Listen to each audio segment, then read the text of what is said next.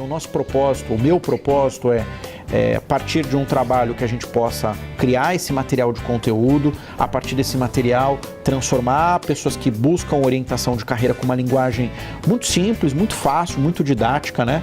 E a partir disso criar uma fundação que ajude jovens em situação de vulnerabilidade.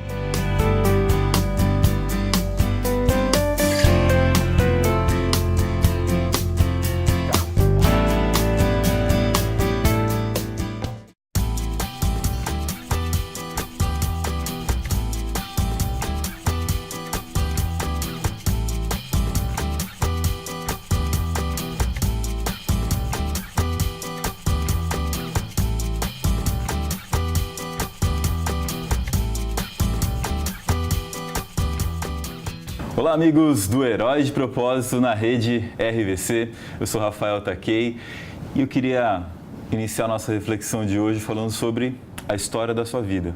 Sim, você é capitão da história da sua vida, mas você precisa navegar conforme os mares se apresentam. Você define aonde você quer chegar, mas os rumos, os caminhos, eles vão mudando de acordo com as oportunidades, com aquilo que o mundo precisa de você e como você vai conseguir atender isso.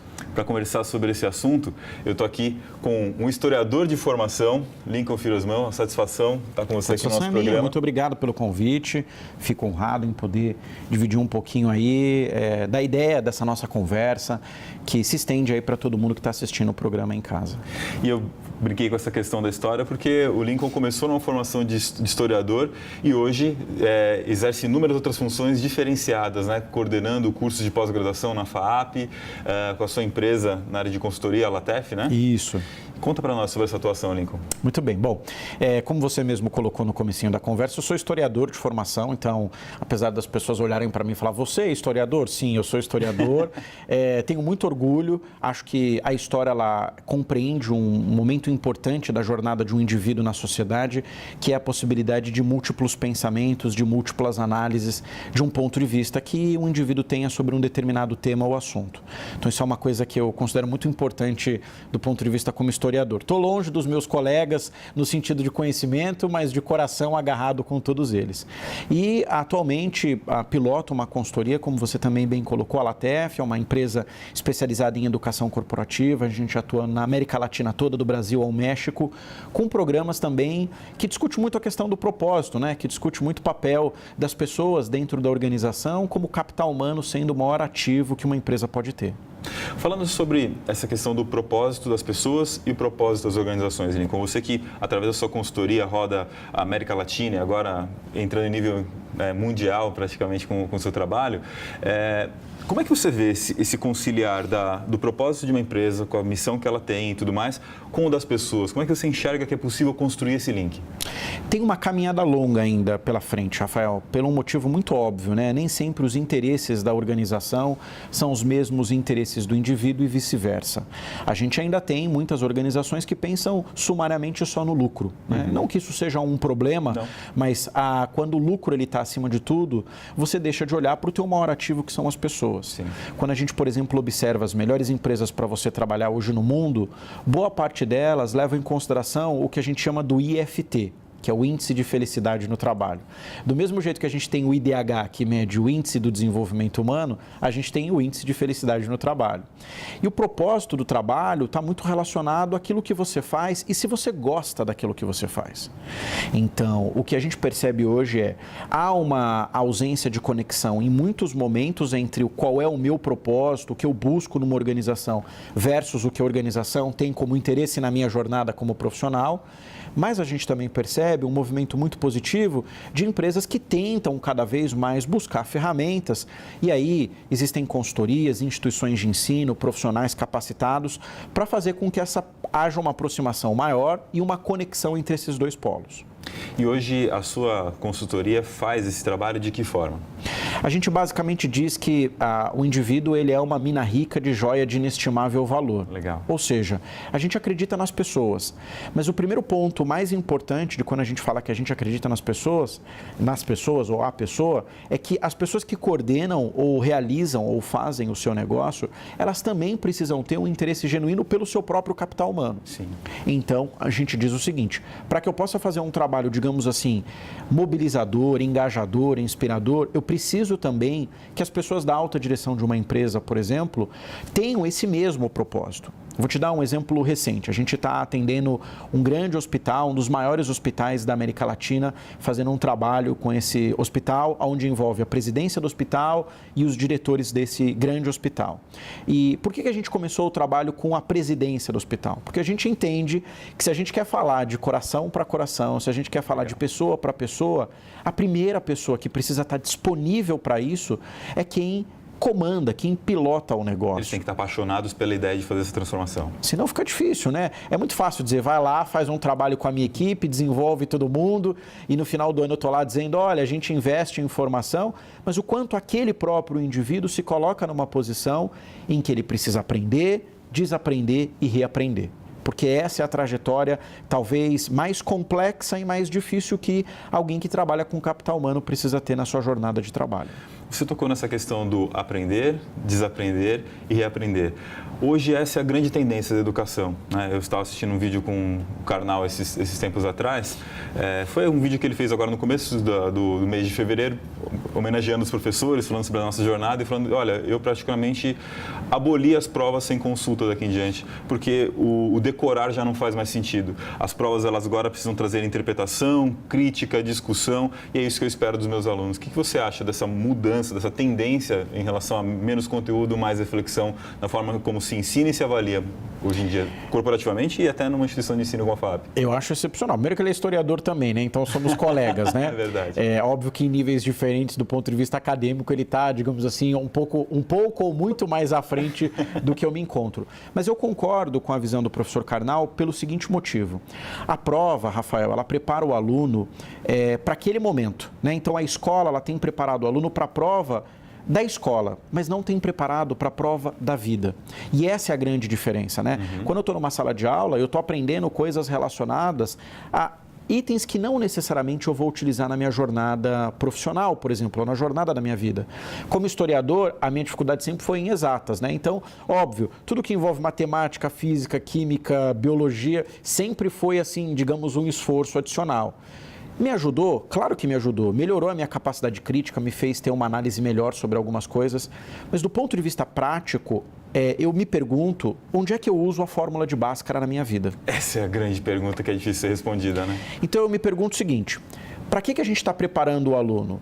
Para que ele possa ter um conhecimento superficial do qual ele não venha necessariamente a utilizar ao longo da vida dele, ou para coisas que ele vai utilizar ao longo da vida. Então, eu sou adepto de um modelo de educação usado em alguns países da Europa, em que você até determinado ano nivela todos os alunos com o mesmo conhecimento, e a partir dali, você é bom no quê?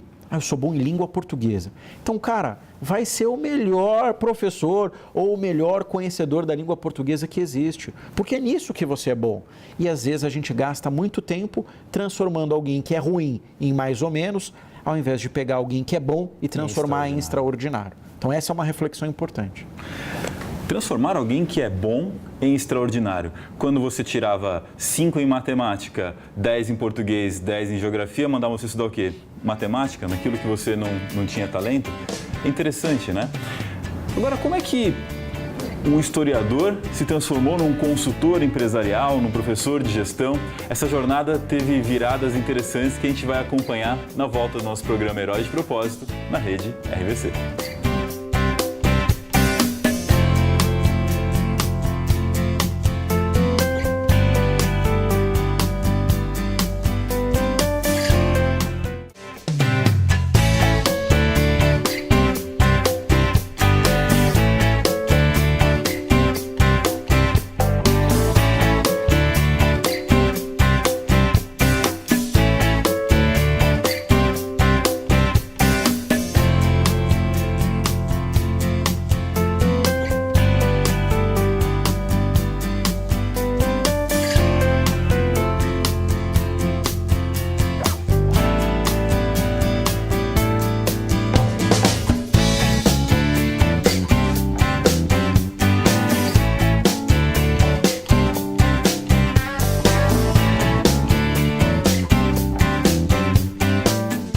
volta com o nosso programa Herói de Propósito na rede RVC. E você sabe que o nosso conceito de herói de propósito é uma pessoa que não é uma vítima, nem um vilão na sua vida, mas de propósito. Faz escolhas poderosas que impactam positivamente a sua vida e das pessoas à sua volta. E aí eu estou aqui com Lincoln Firosman, que começou sua jornada como historiador e hoje é um consultor empresarial em gestão de pessoas, também um professor, coordenador da FAAP, né, nessa temática também. Como que aconteceu essa escolha poderosa? Quer dizer, você primeiro escolheu a história por qual motivo? E depois como isso foi mudando? Na verdade, eu acho que eu não escolhi a história me escolheu. Legal. Eu sempre quis ser jornalista, eu queria muito fazer jornalismo, né?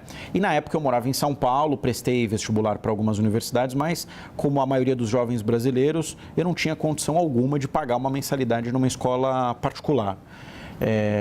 E para prestar vestibular para ingressar numa universidade pública levaria muito tempo. Enfim, eu tinha uma outra perspectiva de jornada de trabalho. Bom, aí conversando com a minha mãe, ela disse assim, olha, se você quer ser jornalista e você não tem dinheiro para pagar a faculdade agora, pensa numa faculdade em que, se amanhã você decidir ser jornalista, você vai conseguir eliminar crédito. Eu falei, nossa, nunca tinha pensado sobre isso, né? Sabe. Na época não tinha, mas eu falei, hashtag minha mãe tem razão, né? E aí falei, bom, então deixa eu pensar alguma faculdade. E aí procurei vários cursos e acabei encontrando o curso de História. História também sempre foi a disciplina que eu mais gostei na época em que eu estudava no ensino fundamental, depois no ensino médio, era, por coincidência ou não, onde eu tinha as minhas, digamos assim, melhores notas, além de educação física, que eu acho que todo mundo sempre vai bem, né? É verdade. Mas história e geografia eram as ondas que eu mais gostava de surfar. E decidi entrar na universidade, fazer faculdade de História e seguir a minha jornada na educação. Falei, bom, então, ok, agora serei historiador. Eu trabalhei num museu durante um tempo, comecei a dar aula num programa que já não existe mais, um programa do governo do estado de São Paulo, e ali fiz minha carreira. Só que um pouquinho antes disso, Rafael, eu trabalhei um tempo numa agência de emprego. Foi o meu primeiro emprego formal. E eu contratava estagiários para trabalhar em grandes empresas. E além de gostar muito de história e gostar muito de jornalismo, eu gostava muito de hotel. Então eu falei, putz, o primeiro lugar que eu vou colocar as pessoas para trabalhar é dentro de um hotel, porque eu adoro hotel. E mal sabia que alguns anos depois viria um convite para trabalhar em uma grande rede hoteleira na área de recursos humanos. Olha. E aí, daquela história de historiador me colocou numa sinuca de bico que foi, puxa, e agora? O que eu faço? Sigo a minha paixão como historiador e vou fazer uma pós-graduação em História da Arte, ou vou buscar conhecimento, soft skill, que é o que a gente fala hoje, hard skill, para poder atuar na área de gestão de pessoas. Foi aí que eu decidi fazer uma pós em gestão de pessoas, foi aí que eu cheguei na FAAP como aluno em 2005. E de aluno para professor, como aconteceu esse convite, essa virada, e coordenador hoje, né, de cursos, uma das mais renovadas instituições de gestão do Brasil? Foi mais ou menos assim, eu era aluno do curso de pós-graduação, o meu antigo professor e coordenador do curso, professor João Lúcio, do qual tenho profunda gratidão, porque foi ele que me abriu as portas, me convidou para escrever um artigo num livro chamado A Teoria, que a FAAP tinha interesse de ser publicado, e cada aluno de um curso de pós-graduação que fosse aprovado com seu artigo teria o seu artigo publicado naquele livro. Eu fui beneficiado, escrevi um artigo entre tantos, meu artigo foi premiado, ganhei uma bolsa de estudos. Maravilhoso. Consegui terminar a pós-graduação, porque quando eu vim estudar aqui, quando eu passava um pouquinho antes de começar, eu tinha uma Belina 77, que nem minha era do meu pai. E um dia a Belina quebrou aqui na avenida e eu falei, gente, que vergonha, uma Belina velha num prédio tão bonito como esse, né? Não posso deixar quebrar nesse lugar de novo. E eu querendo empurrar a Belina para lá para tirar na frente do prédio com vergonha. Porque eu dizia que um dia eu ia estudar aqui. Legal. E aí veio o convite para dar aula de estratégia de comunicação, isso entre 2009 e 2010. E bom, aí a gente já vai para quase 10 anos de relacionamento como professor, como coordenador e quase 15 anos entre professor e aluno.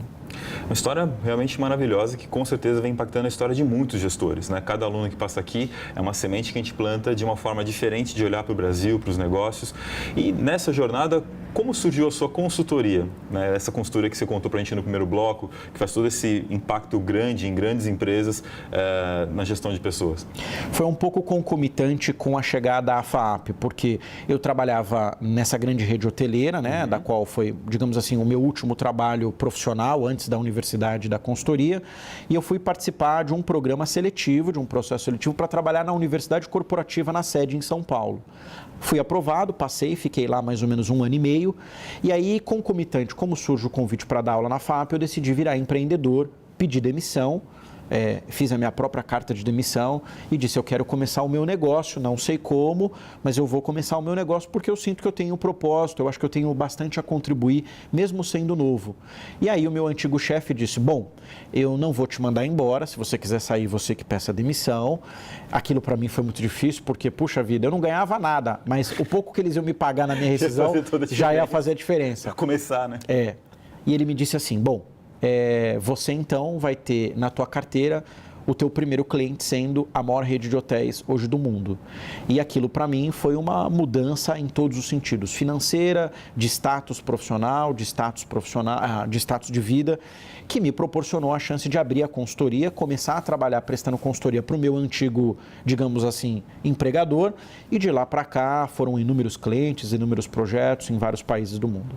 Como é bom sair em paz do lugar em que a gente trabalhava, né? Deixar, mais do que portas abertas, deixar pontes com os lugares onde a gente trabalhava, né? O que você tem a contar sobre isso?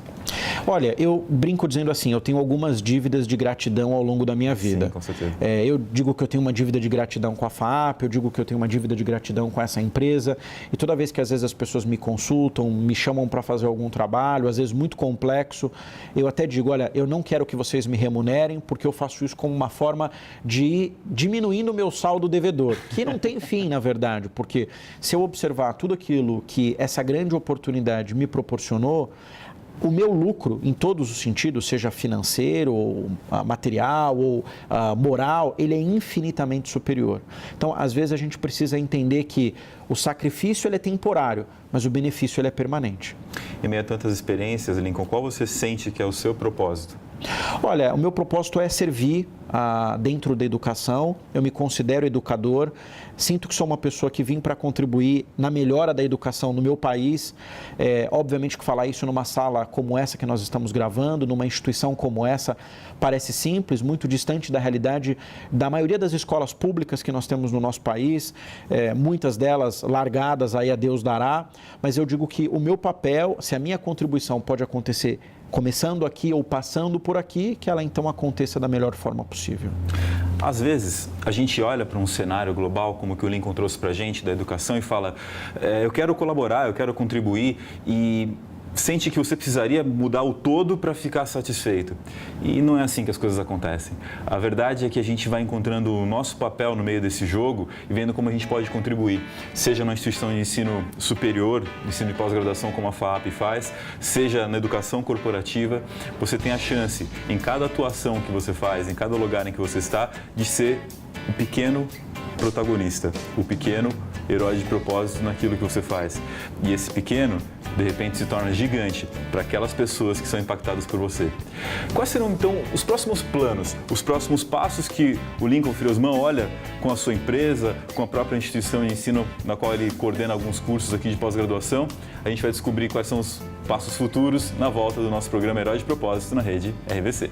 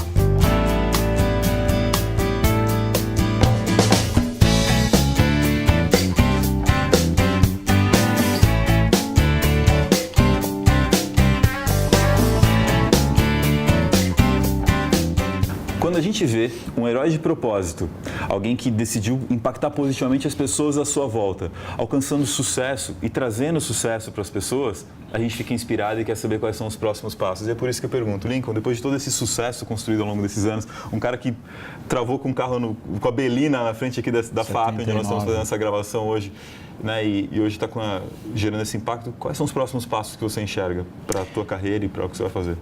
Eu acho que, assim, a gente sempre pensa em planos para a vida, né? Sim. O ano passado eu estava pensando o que eu ia fazer de diferente para 2019. E a gente, um pouquinho antes da gravação, estava conversando que todos os dias a gente tem a oportunidade de arrumar a nossa mala, né? Porque a gente não sabe se a gente vai precisar fazer uma viagem ou não. Mas a gente está colocando ali um monte de coisas.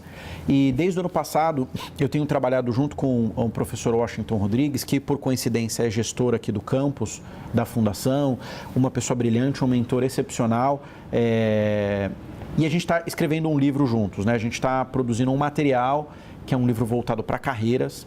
E é um material que a gente vem construindo já há algum tempo, então nós nos reunimos semanalmente para fazer um esboço do trabalho e a ideia é que esse livro ele possa gerar uma fundação da qual nós queremos reverter toda a parte, não só da doação do livro, porque basicamente hoje livro não dá dinheiro no Brasil, a não ser que você seja um escritor renomado. Sim. Mas que o livro seja uma porta de entrada para que a gente faça trabalhos em grandes companhias para implantar sistemas de gestão de carreira e que a gente consiga criar uma fundação para apoiar pessoas que estão em situação de vulnerabilidade e que queiram, por exemplo, ir morar na Inglaterra, que queiram aprender a falar mandarim, que queiram ter um curso de gastronomia. O que a gente quer fazer é transformar a vida das pessoas.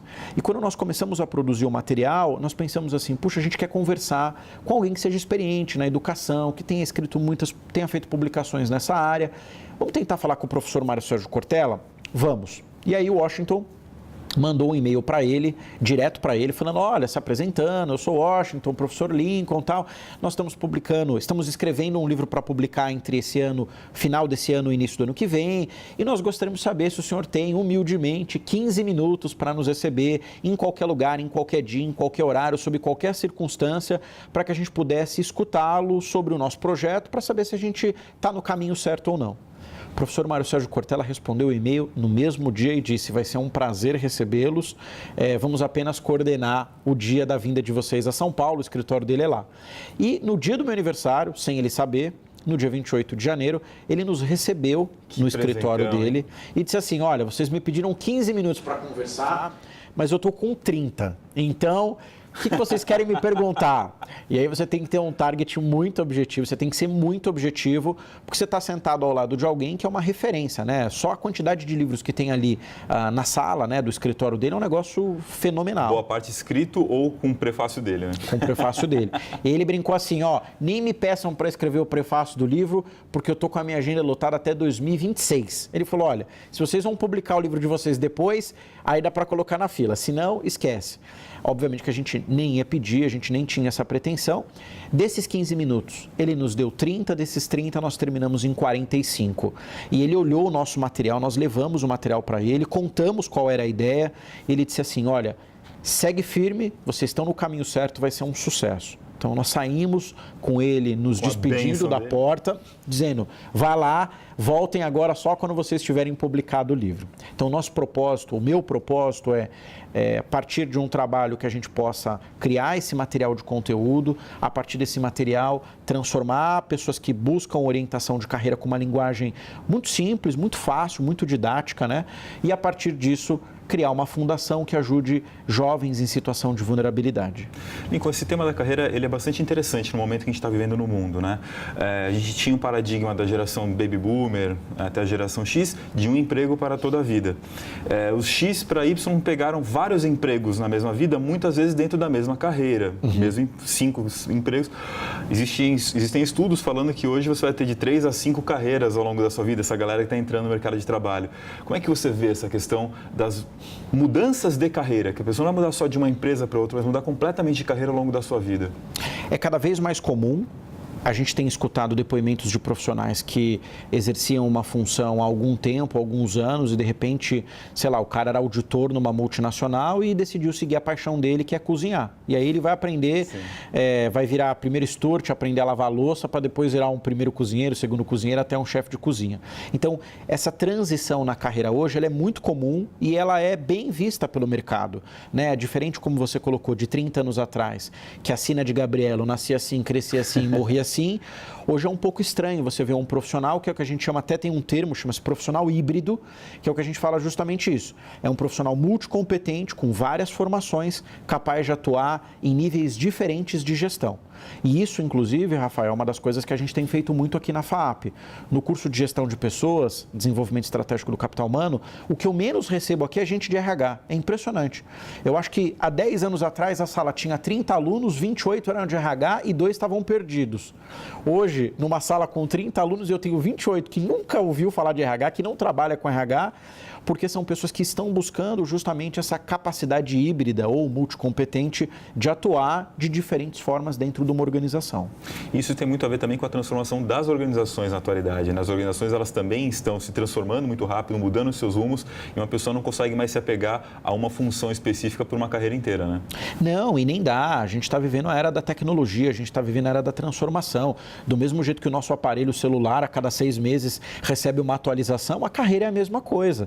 Né? Então, antigamente você tinha aquele telefone com fio e ficou com ele durante anos. Hoje você compra um aparelho telefônico que custa X, daqui 6 meses ele custa Y. Não é porque ele perdeu o valor do ponto de vista financeiro, mas é porque a gente tem atualizações, a gente tem outras perspectivas que aquele aparelho já não consegue suportar. A carreira é a mesma coisa. Então, hoje, um gestor de pessoas, um gestor de gente, um gestor de capital humano, ele tem que entender que ele tem que ter múltiplas competências.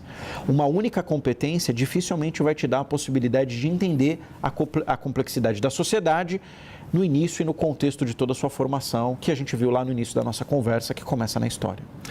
Olhando para os jovens que você vai impactar, né? Como é que você se sente tendo sido um jovem também que foi impactado por tantos mentores como você teve no meio desse caminho? Eu percebo que hoje a juventude ela tem uma ambição muito grande de conhecimento, o que é muito positivo, né? A ambição, quando utilizada na dose certa, faz muito bem, mas é também preciso revisitar o sentido de que as informações e o processo de aprendizado, ele é contínuo. Então, é muito importante essa meninada que está entrando no mercado de trabalho estar menos preocupada com o cargo que vai ocupar e sim com a transformação que ela vai causar, seja para ela, seja para as pessoas que trabalham com ela. Enfim, acho que a palavra transformação, né, transformar com ação, é o sentido que deve fazer com que essa meninada que está chegando no mercado de trabalho olhe para ir para as profissões, para os profissionais e para tudo mais. Muito mais voltado para o impacto, para o serviço que você vai causar, para as pessoas que você vai, com quem você vai ser relacionado, que para aquilo que, qual cargo ou qual nome que vai ter, né? Isso tem muito a ver com o perfil dessa rapaziada.